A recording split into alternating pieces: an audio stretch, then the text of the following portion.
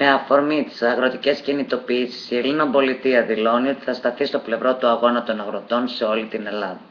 Η κυβέρνηση έχει επιλέξει τον δρόμο του εμπεγμού και με δηλώσεις τύπου τσαφτάρι περί δόσεων δεν θα λυθεί το πρόβλημα. Εξάλλου το πρόβλημα δεν είναι σημερινό, το γνωρίζουμε όλοι πολύ καλά.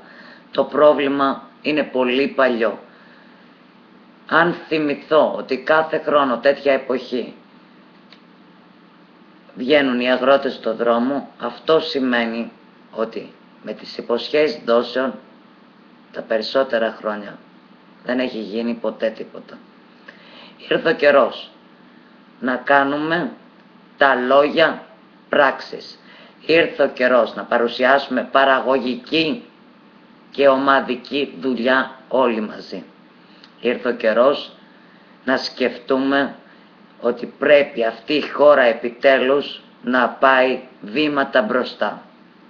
Εξάλλου, δεν υπάρχει άρθρο του συντάγματος που λέει ότι μπορεί μια κυβέρνηση να επιτάξει τα τρακτέρ. Όλοι αυτοί οι άνθρωποι κινδυνεύουν με κατασχέσεις από τα χρέη και από την αδυναμία πληρωμής των υποχρεώσεών τους. Η Ελληνοπολιτεία και η αντιπροσωπεία της θα βρεθεί στις 2 Φεβρουαρίου στον κόμβο της Λάρισσας για να δείξει την υποστήριξή της.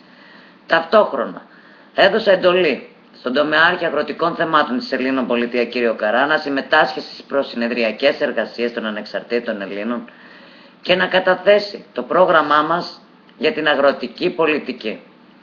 Επίσης, μια πατριωτική, ρεαλιστική πρόταση για την οποία είμαι σίγουρη ότι θα συνενέσουν όλες οι δυνάμεις του πατριωτικού χώρου.